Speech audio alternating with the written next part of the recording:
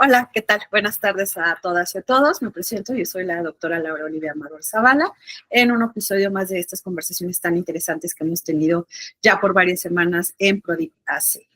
Pues bueno, me presento un poco. Yo soy egresada de la licenciatura y de la maestría de la Universidad Michoacana de San Nicolás de Hidalgo. También egresada del doctorado interinstitucional en psicología de la Universidad Autónoma de Aguascalientes. Bueno, pues dentro de mi trayectoria profesional me he desempeñado como funcionaria en instituciones de gobierno del Estado en Michoacán, donde radico actualmente, como la Secretaría de Igualdad Sustantiva y Desarrollo para las Mujeres Michoacanas, el Instituto de la Juventud Michoacana, así como en centros penitenciarios, y actualmente soy jefa del Departamento de Estadística Educativa de la Secretaría de Educación del Estado de Michoacán. Y pues bueno, mi enfoque, mi interés en la investigación se ha centrado precisamente en centros penitenciarios, en personas privadas de su libertad con rasgos, características y personalidad de psicopatía, que es justo el tema que nos ocupa el día de hoy. ¿Cuál es la relación entre la psicopatía y la delincuencia? ¿A qué nos referimos cuando hablamos de delincuencia? ¿Y cuál es la relación entre ambas? Seguramente algunos de ustedes, si no es que la mayoría, ha escuchado este concepto, este trastorno que es la psicopatía. Sin embargo, hay muchos mitos, hay mucha información que no es del todo clara, que no es del todo correcta y que se llega a confundir con otros trastornos de personalidad, como puede ser la sociopatía o el trastorno de la personalidad antisocial, o incluso también con algunas conductas delictivas donde no existe rasgos ni asociaciones que tienen que ver con la sintomatología de algún trastorno. Entonces vamos a empezar un poco primero para aclarar desde ahí y que justo la psicopatía propiamente dicha no se encuentra definida ni caracterizada dentro de los manuales diagnósticos, que son los que enmarcan nuestros diagnósticos dentro de la psicología y de la psiquiatría, como es el CIE o el DSM, y actualmente tenemos la versión del DSM-5. Lo más cercano dentro de estos manuales justamente es el trastorno de personalidad antisocial cuando hablamos de adultos, mientras que cuando hablamos de adolescentes hablamos del trastorno de conducta. Sin embargo, aquí algo muy interesante que maneja el DSM-5 es los especificadores como el nivel, la edad, la recurrencia. Es una especificación muy cercana a lo que es la psicopatía, que son las emociones prosociales limitadas. Que esto, cuando hablamos de psicopatía, es la configuración de la personalidad cuando existe una deficiencia en las emociones. Y esto es lo que va a diferenciar justamente a la psicopatía de los demás trastornos de personalidad, así como del trastorno de conducta o el trastorno de personalidad antisocial, como ya les decía. Entonces, cuando nosotros hablamos de psicopatía, nos referimos a trastorno de personalidad cuyas características negativas se manifiestan en la afectividad y en la conducta. Lo primero que tiene que ver con la afectividad es no nada más que no sienten, sino que existe una deficiencia que incluso puede ser caracterizada desde los factores de riesgo psicosociales, pero también hablamos de factores genéticos y fisiológicos donde ya hay anomalías a nivel cerebral estructural. Entonces, esta afectividad anómala, deficiente, se refiere a rasgos de impulsividad, manipulación, afecto superficial, falta de remordimiento, empatía y propensión al aburrimiento principalmente. Entonces, justamente la gran diferencia con otros trastornos o cuando hablamos justo del tema de la violencia, la agresividad, es porque las personas que tienen psicopatía o los psicópatas, que en su mayoría son hombres, también hablamos de una proporción de 4:1 en cuanto a las diferencias o la prevalencia en cuanto al género. Entonces, por eso voy a hablar también más hacia el sentido del género masculino. Entonces, cuando hablamos de psicópatas, se refiere a estas personas que no sienten empatía, que no tienen remordimiento por las acciones negativas que ejecutan contra los demás. Algo interesante también de un perfil psicopático es esta tendencia a otro trastorno que es el narcisismo. Entonces, hablamos que puede existir una comorbilidad. Entonces, el psicópata no siempre, porque también vamos a diferenciar entre algunos rasgos, no siempre llega a ser impulsivo. Incluso los psicópatas exitosos, que es un concepto que también se ha estudiado mucho, hablan de estos psicópatas exitosos que lejos de ser impulsivos, tienden más a la planeación y entonces también podemos decir que los psicópatas pueden tener altas capacidades intelectuales o inteligencia por esta capacidad que tienen de poder planear y poder presentar toda una estrategia, pero siempre orientado con el objetivo de dañar a otras personas siempre en su propio beneficio. No tiene que ver con un placer hedónico, sino más bien hablamos de un tema, pudiera ser un poco también hacia el sadismo o esta tergiversación de lo que es la emocionalidad, lo que son los sentimientos o en general todo lo que es el disfrute. Entonces también una persona psicópata no va a disfrutar con aquellas actividades que para nosotros pueden ser rutinarias, como ir al cine, tomar un café, dar una conferencia, en general todo aquello que en nuestra vida cotidiana hacemos para podernos pasar un buen rato con las personas que también son cercanas afectivamente a nosotros. Por el contrario, el psicópata no va a tener esta afectividad positiva hacia las demás personas. Por lo tanto, no va a poder establecer relaciones amorosas afectivas. Establece relaciones con un objetivo que es un objetivo principalmente de utilidad y de sacar beneficio, sacar provecho de esa relación que en el momento está teniendo. Además, el mantener una relación con otra persona le permite aumentar su egocentrismo y su narcisismo. También puede establecer relaciones, justamente como decía, de utilidad, en el sentido que esa persona le puede proveer algo que le interesa a esta persona. Puede ser un interés económico, porque justamente también tienen un estilo de vida parasitario, es decir, que por sí mismos estos psicópatas no van a tener un proyecto y plan de vida a corto, mediano y largo plazo respecto a su evolución económica, a un estatus económico que por sí, que ellos logren por sí mismos, sino que este estatus económico, estas posiciones de poder, las van a querer alcanzar a través de usar a otras personas. Entonces, puede ser justamente esta utilidad en un sentido económico o porque la otra persona le puede brindar el acceso a ciertos espacios de poder o de interés que son para el psicópata, así también como de acciones o programas o actividades específicas donde por sí mismo él no logra entrar. Y entonces, no porque no lo pueda hacer, sino porque siempre va a buscar la manera más ágil, más rápida y más efectiva de poder cumplir su deseo. Entonces también vamos a ver que hay otro concepto asociado que es el callo emocional, que se refiere precisamente a esta deficiencia que hablamos de esta conexión entre redes neuronales, entre estructuras también cerebrales, donde el psicópata no siente emociones positivas.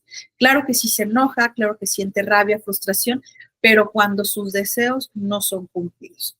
Y entonces, lo que nosotros podemos sentir como felicidad, amor, él lo ve como la satisfacción del logro de sus objetivos por haberlos alcanzado, no en cuanto a el establecimiento de una relación afectiva, amorosa, con otra o con otras personas.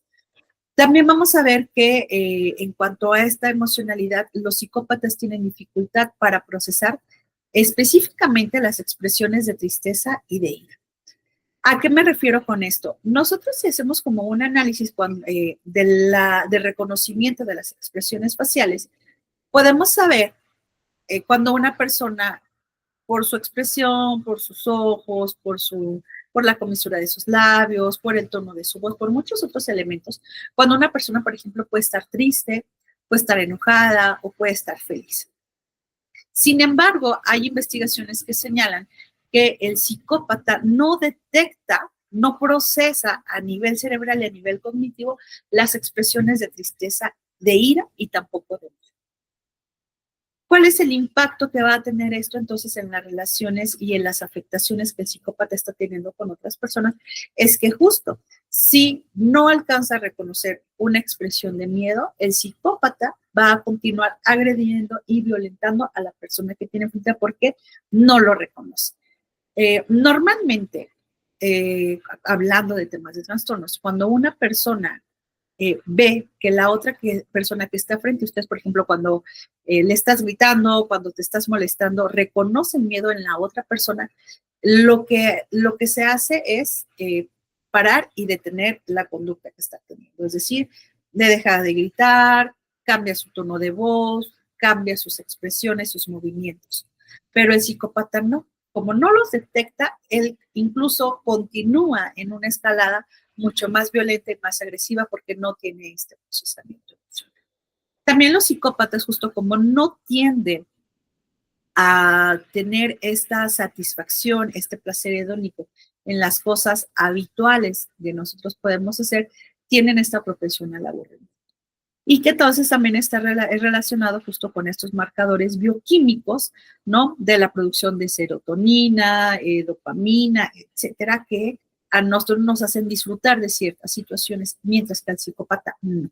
Entonces siempre buscará actividades, acciones, situaciones que le generen altos niveles de actividad fisiológica que se va a traducir en estímulos y en sensaciones positivas, pero de manera tergiversada, como les decía, ¿no? Entonces, cometer un delito, hacer daño a las otras, pues lo que hace justamente en cuestión fisiológica, en cuestión química, es aumentar las zonas de placer. Y entonces, el psicópata justamente como no alcanza a activar estas zonas, no alcanza a hacer como todo este procesamiento cognitivo y emocional de estas situaciones cotidianas de placer y de disfrute, entonces tenderá a realizar actividades que en sí mismas impliquen un riesgo para la alta activación. Y me refiero a riesgo también en muchos sentidos, pero principalmente asociados a conductas antisociales y a conductas delictivas.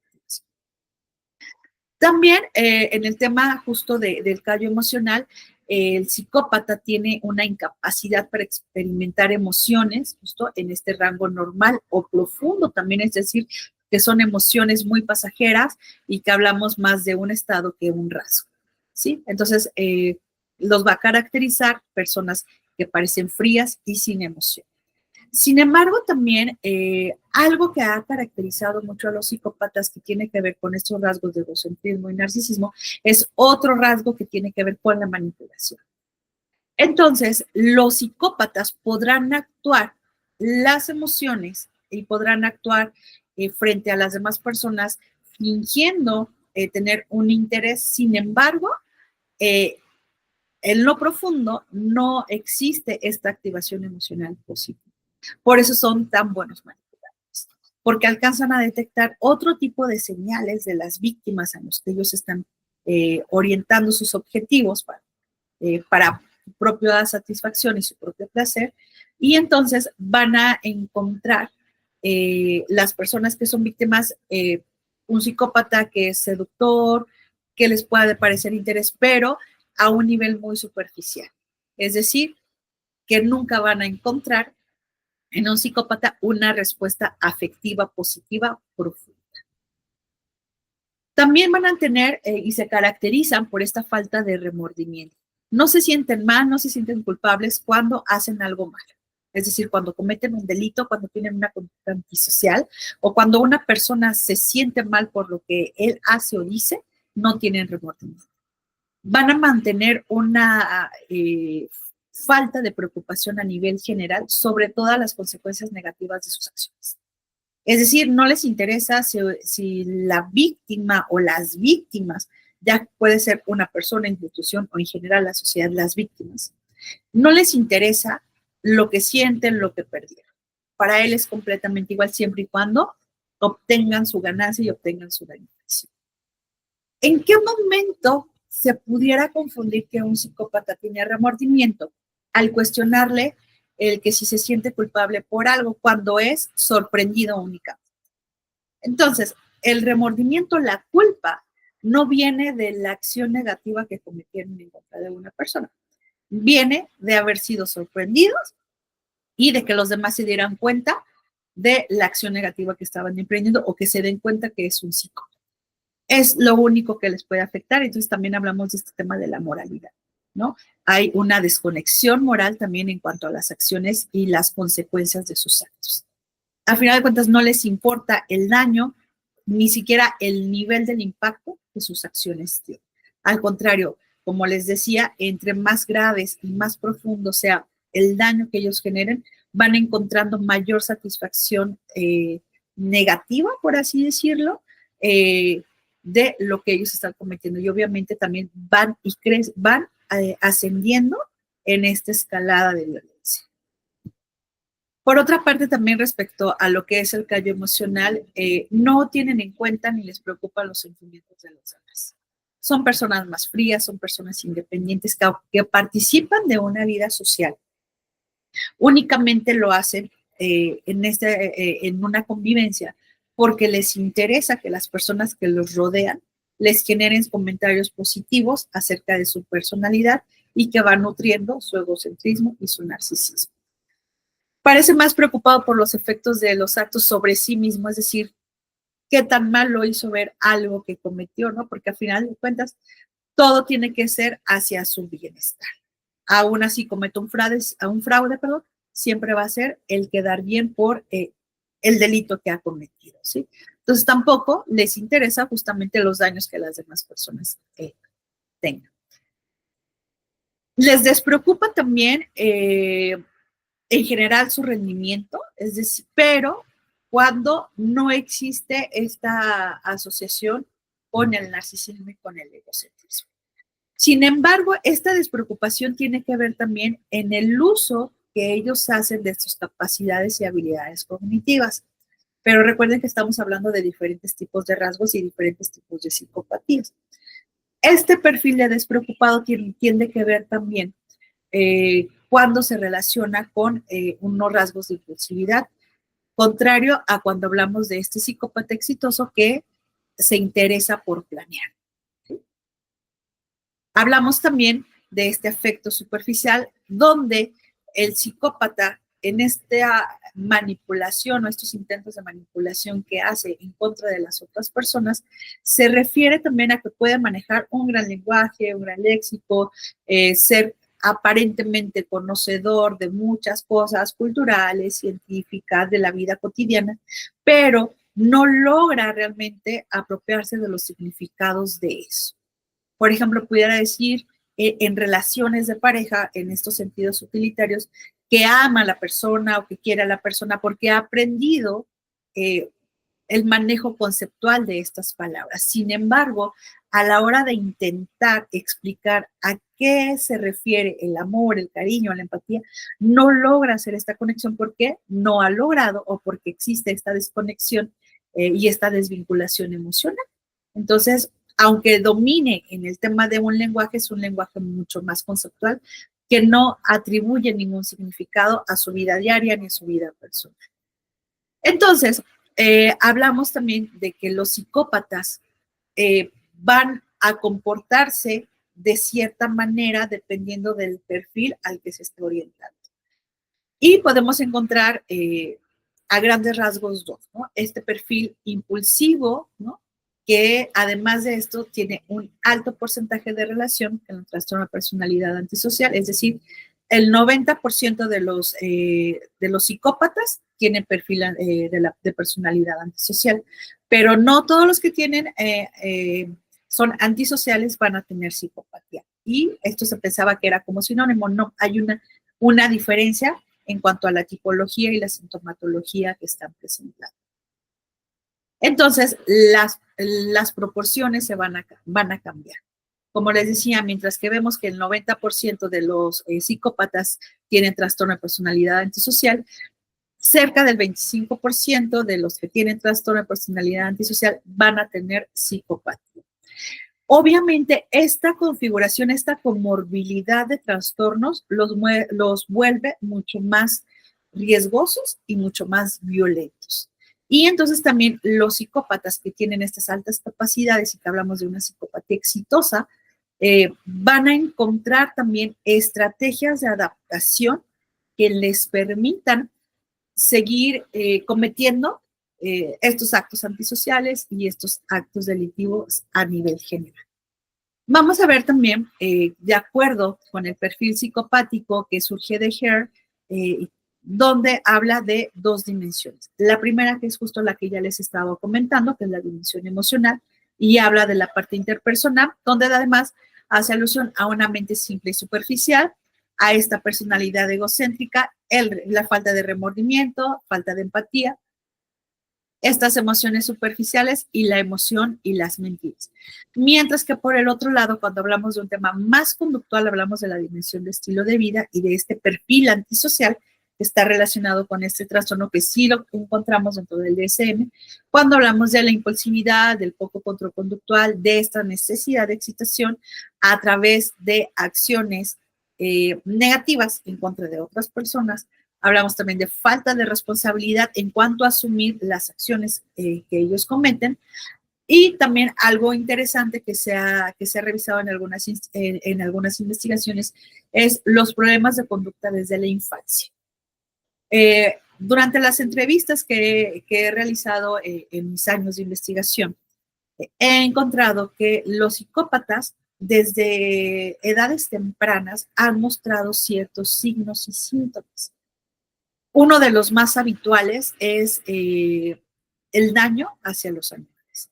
No nada más, no sé si ustedes han escuchado también de este interés científico que tienen los infantes, más o menos 2, 3, 5 años, ¿no? Por descubrir este mundo natural y qué es lo que pasa si tú aplastas a una hormiga, ¿no? ¿Qué pasa si tú aplastas a un gusano? Y se queda en este interés científico del descubrimiento del mundo natural, que todos lo tenemos, ¿no? En mayor o menor medida, orientado hacia una u otra cosa.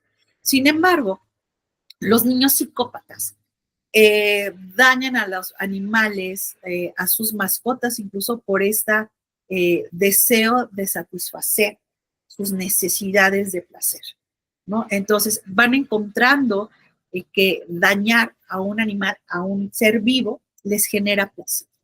No les genera placer cuidarlos, abrazarlos, bañarlos, cepillarlos, escucharlos cantar, por ejemplo, si es un ave, o escucharlos, o verlos correr, o jugar con ellos, si es, por ejemplo, un perro o un gato, o algún otro tipo de mascota, no. Al niño psicópata lo que le interesa justamente es generar daño y causar una lesión en un ser vivo o en otra persona.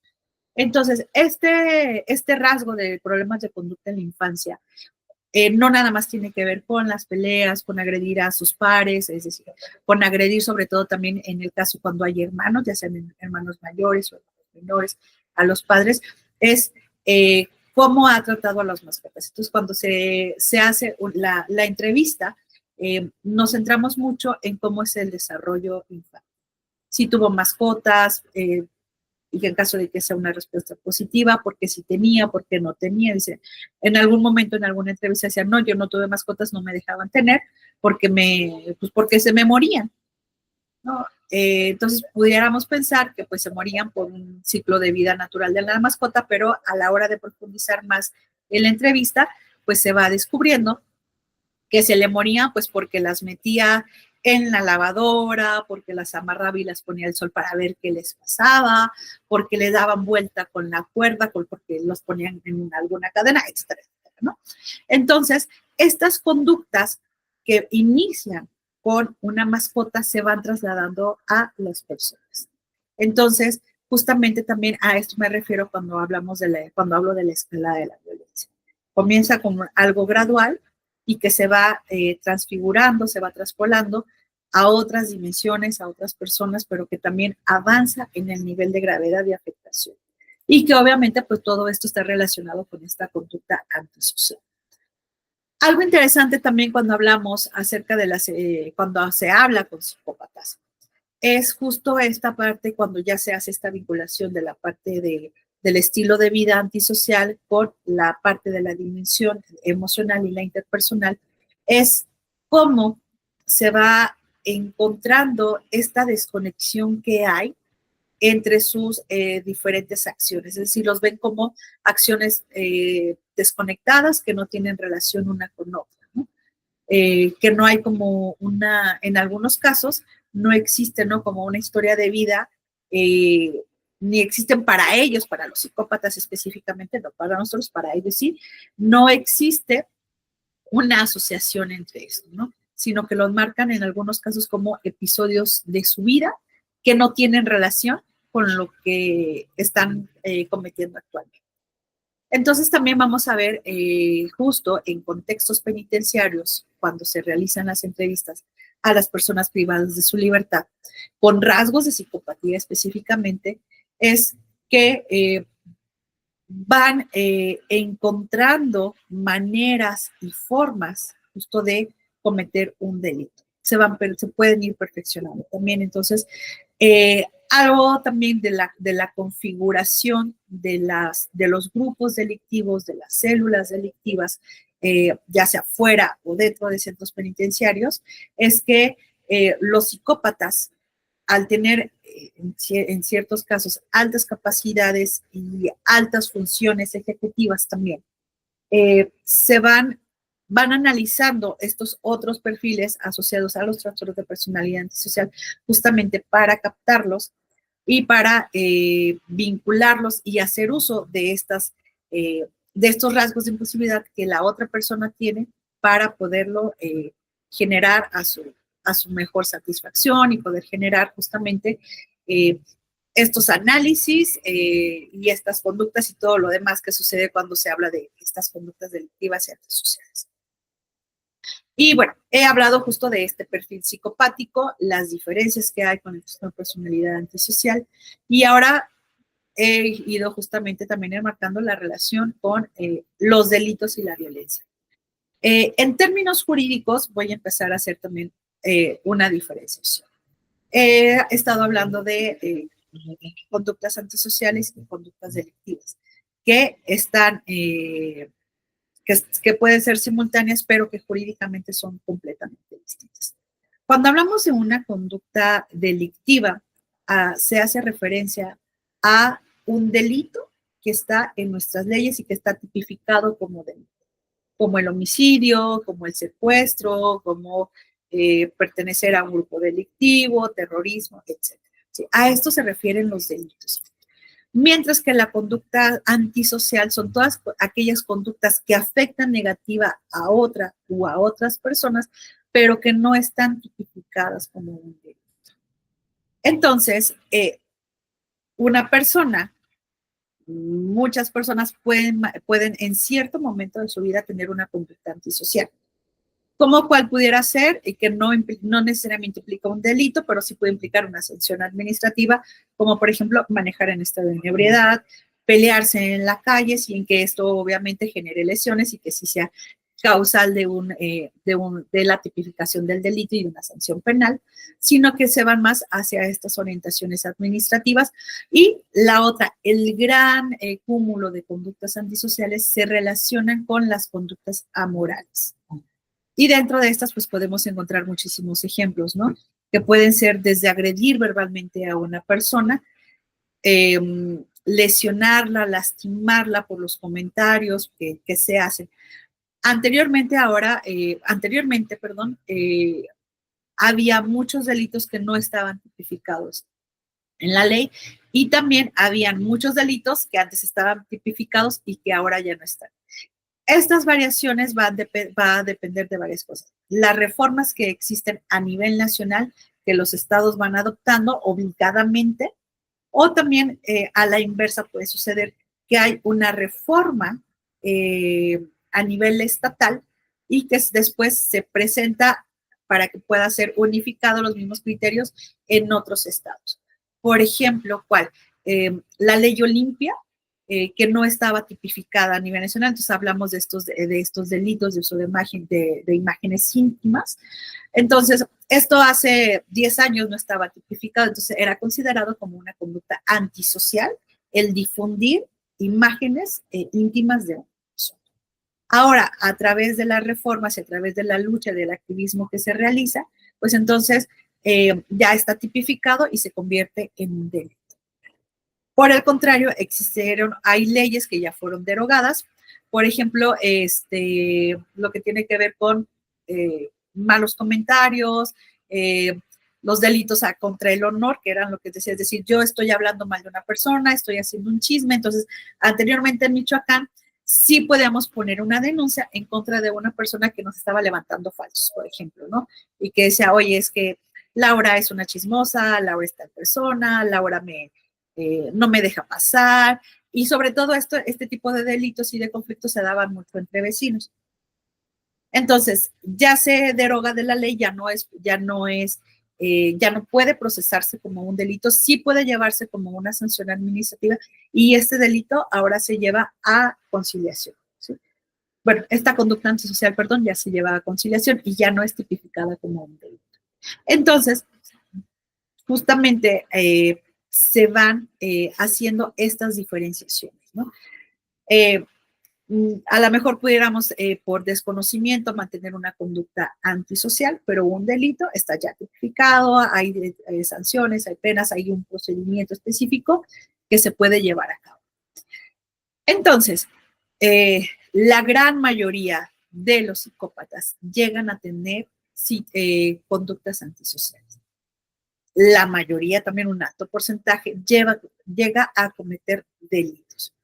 Sin embargo, también lo que se ha notado es que existe una proporción muy pequeña que está recluida en centros penitenciarios, que está siendo privada de su libertad, y que tiene que ver justo con esta asociación que les comentaba de la psicopatía exitosa, y que entonces el gran cúmulo de personas privadas de su libertad que se encuentran en un centro penitenciario son aquellos que tienen más características y rasgos de impulsividad y de trastorno antisocial de la personalidad, más no de psicopatía.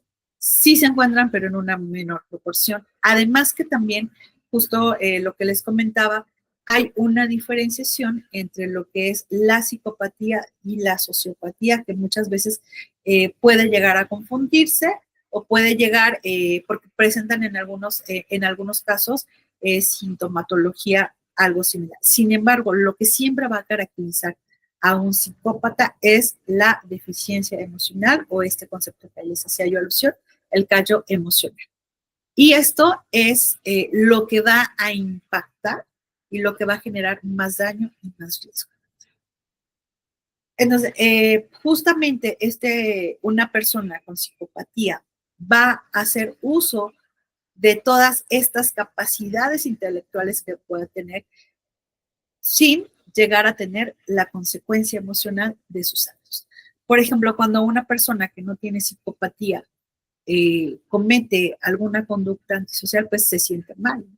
Se genera este dolor emocional, tristeza, arrepentimiento. Y entonces la conducta antisocial, o en su caso la conducta delictiva, se extingue. Lo que sucede con el psicópata es lo contrario.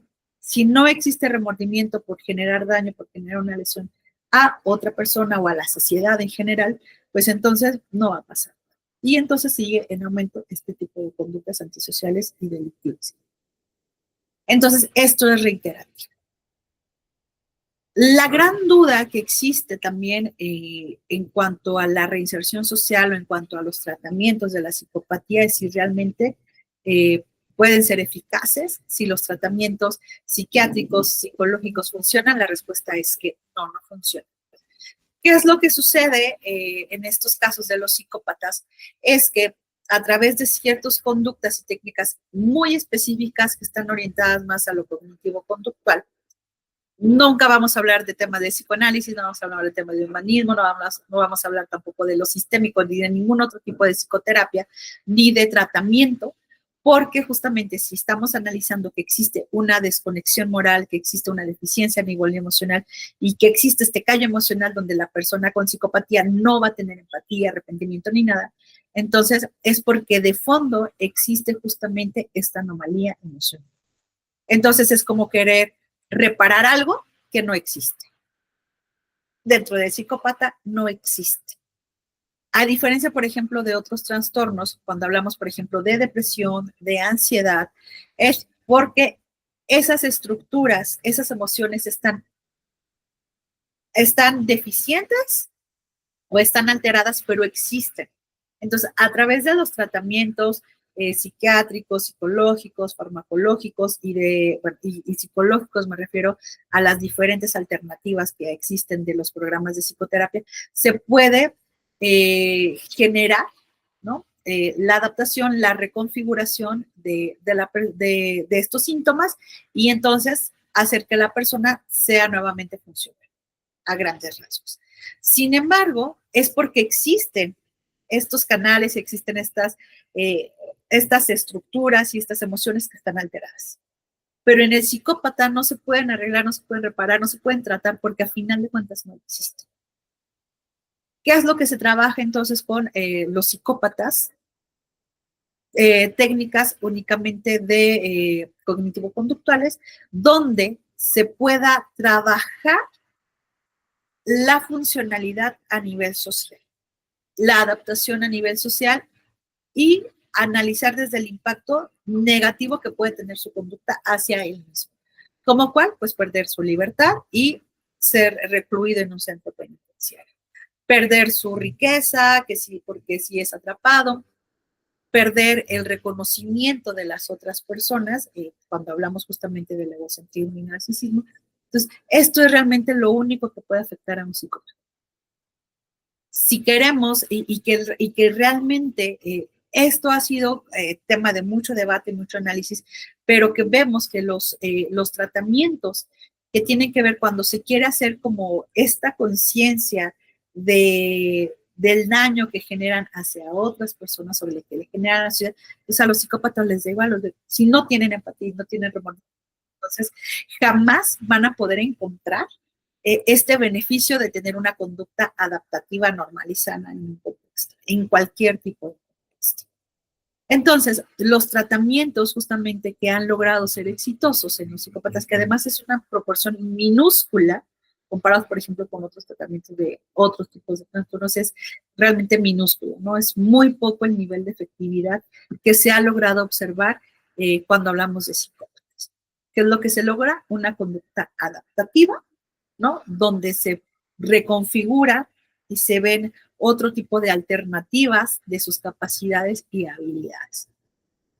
En México realmente no se conocen casos, ¿no? Que hayan sido exitosos en tratamientos coadyuvantes integrales, ¿no? Desde diferentes disciplinas. No se conocen lamentablemente casos, porque además también algo muy interesante, en México hay muy poca investigación de psicopatía, básicamente es del Instituto Nacional de Psiquiatría o de la Universidad Nacional Autónoma de México, con un poco referentes realmente. Porque además tiene que ver con un tema cultural.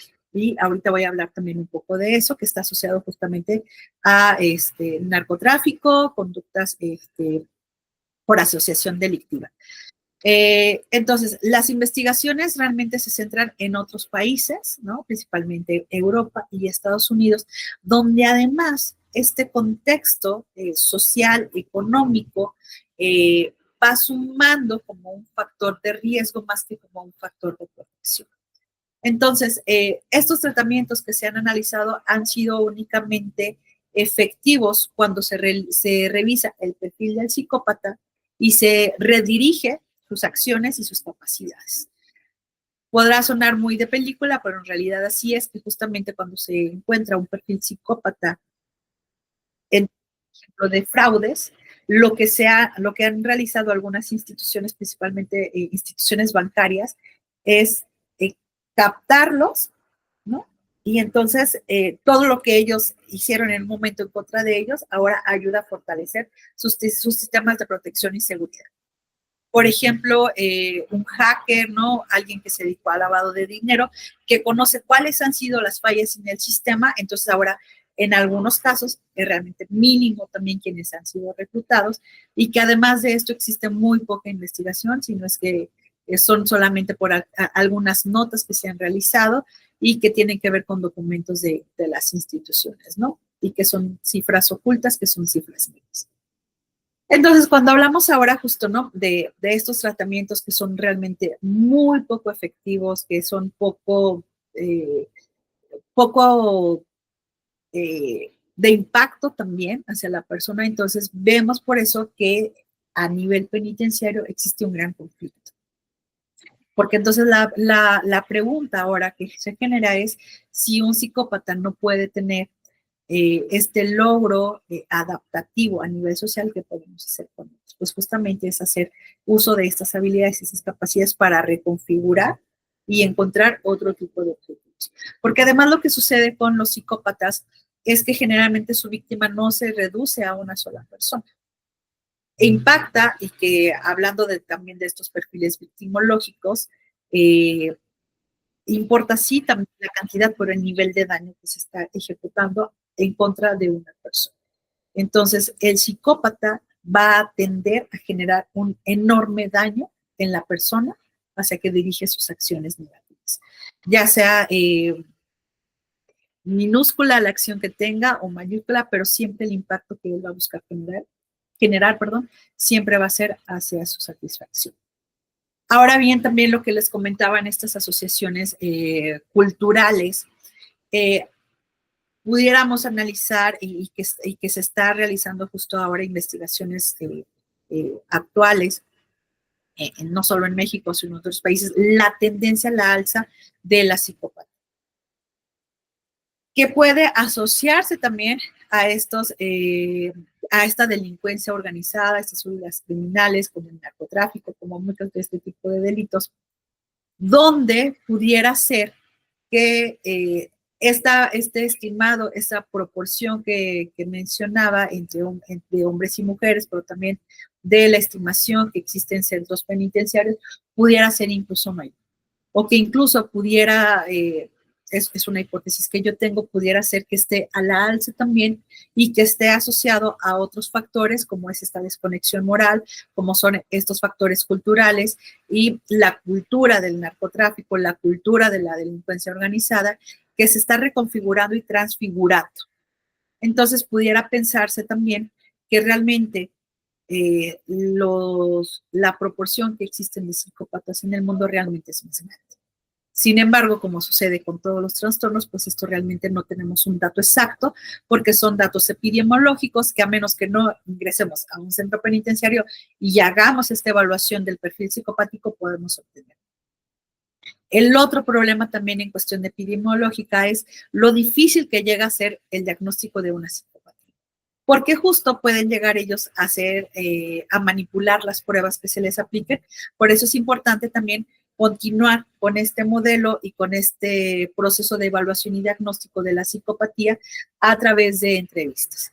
A diferencia, por ejemplo, de otros trastornos donde podemos hacer un checklist de la sintomatología, con la psicopatía no puede funcionar así. Claro que sí podemos evaluar rasgos, ¿no?, presentes en una persona asociados a la psicopatía, pero la evaluación de la psicopatía como propiamente dicha es única exclusivamente a través de una entrevista donde vamos a hacer infinidad de cuestionamientos sobre las dimensiones que les mencionaba anteriormente, sobre estos marcadores, sobre la configuración de su infancia, sobre la configuración de las relaciones que tiene otra persona con las otras personas, con todo este análisis de sus conductas y sobre todo hacer preguntas que nos orienten, nos marquen una pauta de cómo está la emocionalidad en estas personas. Entonces, para poder diagnosticar la psicopatía es un proceso, ¿no? No es algo sencillo. Entonces, son diferentes preguntas que se van realizando en esta entrevista y que se van cotejando una con otra. Entonces, esto es importante también que ustedes lo sepan, porque entonces si no podemos decir, pues todos estos son psicópatas, realmente no pudieran estar dentro de esta sintomatología asociada al trastorno de personalidad antisocial, pero para poder discriminar, para poder diagnosticar psicopatía, realmente se requiere de un análisis muy profundo de la personalidad, no solamente en temas conductuales, sino sobre todo en temas emocionales, que como bien les he comentado, pues es el marcador diferencial. ¿Qué sucede entonces con la psicopatía en México? Es que realmente tenemos pocos datos. Hay investigaciones muy interesantes, por ejemplo, de la doctora Ostrowski, también del doctor Navarro, y hay algunas otras investigaciones que son del mismo equipo del Instituto Nacional de Psiquiatría, que están reconfigurando también los instrumentos de evaluación y de medición que se están adaptando también tanto a población general como a población penitenciaria. Entonces, son pocas las investigaciones que existen, porque además, si ustedes analizan históricamente, han sido hasta hace 10 años, eran muy pocos los casos que se lograban detectar de psicopatía. ¿Qué es lo que ha sucedido los últimos 10 años y más recientemente los últimos 4 o 5 años? Es que justamente el uso de las redes sociales, el uso que se le da de los medios de comunicación para la difusión de cierto tipo de noticias, en este caso conductas, de las noticias, perdón, que tienen que ver con conductas delictivas, es mucho mayor. Entonces, se han encontrado cada vez mucho más casos, que por eso pudiéramos pensar que va a la alza, pero pudiéramos pensar por otro lado, y entonces aquí existe esta dicotomía, existe esto de, bueno, ¿y cuál de las dos es? Que pudieran haber existido desde hace mucho tiempo estos psicópatas en México, pero por un tema de difusión, por un tema de comunicación, no se habían dado cuenta. Entonces, y que justo así, si ustedes analizan ciertos casos, ¿no? Como el monstruo de Ecatepec, que tenía años y años delinquiendo, pero que solamente fue captado en un cierto momento, ¿no? Fue un momento histórico donde algo pasó en su conducta delictiva que por eso fue reconocido y por eso fue capturado y ahora ha sido procesado. Entonces, tenemos esta duda, ¿no? En cuanto a este contexto mexicano, de que si realmente se están generando más psicópatas por este contexto violento en el que cada vez nos estamos metiendo más y más como sociedad, ¿no? Donde se está normalizando la violencia, donde se está normalizando los crímenes, ¿no? El sadismo y todo lo que sucede, todo lo que vemos día a día, ¿no? Es como muy común, ¿no? Encontrar estas noticias, encontrar notas rojas todos los días sobre crímenes violentos. O la otra parte, ¿no? Donde decimos, pues es que siempre han existido, pero no nos dábamos cuenta. Entonces, justamente ahora creo yo que el análisis epidemiológico tendrá que ir hacia esta tendencia, ¿no? Sí nos debemos centrar en centros penitenciarios porque además son la investigación en estos espacios nos permitirá analizar cómo es que se configura la personalidad del psicópata mexicano, porque además lo que tenemos nosotros de teoría, lo que tenemos nosotros de contexto es de otros países, como ya les decía, Estados Unidos, Europa, donde culturalmente hay diferencias. Y que estas diferencias también cuando se hace la evaluación tendrá que ser estadísticamente estandarizadas para poder hacer este comparativo. Entonces, a lo que voy es justamente esta nueva perspectiva epidemiológica, esta nueva perspectiva de análisis de un perfil psicopático en México, que analice estos contextos socioculturales y económicos que tenemos en nuestro país para poder realmente tener esta diferenciación y establecer también una separación entre lo que es el psicópata y lo que es el trastorno de personalidad antisocial en ciertos contextos también, sobre todo en contextos urbanos y en contextos rurales, que si bien todos, como todo trastorno, tienen un eje, tienen puntos en común, podremos encontrar tan probablemente acciones o conductas diferenciadas. Algo, por ejemplo, importante que yo he encontrado también en la investigación que he realizado con psicópatas, yo me he orientado también a la evaluación de funcionamiento ejecutivo con variante emocional. Es la última investigación que realicé en el postdoctorado. Yo apliqué una prueba de estudio emocional, donde el ejercicio se trata de poder decir la palabra, poder decir el color sin que la palabra interfiera. En este caso, cuando hablo de un estrupo emocional, en lugar del color rojo, escrito rojo, con letras rojas o con letras azules o verdes, existe una palabra que hace referencia a una emoción. Por ejemplo, puede ser feliz o puede ser matar. Entonces, lo que yo encontré en esta investigación a la hora de hacer la evaluación del estructo que tiene que ver con procesos atencionales y con procesos de inhibición, es que los psicópatas tienden a responder más, de manera más veloz a estos estímulos emocionales negativos. Es decir, no hay una interferencia de estas palabras emocionales negativas. Contrario a lo que una persona que no tiene psicopatía, esta palabra interfiere porque justamente nosotras, como personas sin psicopatía, podemos reconocer y puede afectar nuestro funcionamiento ejecutivo. Entonces, justamente hacia esa parte también es encontrar cuáles serán las diferencias que pueden existir dentro de los diferentes tipos de perfiles de psicopatía, tanto en población general como en población penitenciaria, que en suma nos puede ayudar a tener un mejor conocimiento de cómo poder trabajar en centros penitenciarios hacia la reinserción social, pero también trabajarlos desde un tema de la prevención. Cómo a través de las diferentes instituciones y acerca de esta transversalidad que debe de existir en los programas y acciones políticas públicas y en general cualquier tipo de acción podemos nosotros ir emprendiendo para que si tenemos esta configuración de un perfil psicópata, podemos nosotros realizar acciones de prevención desde las infancias.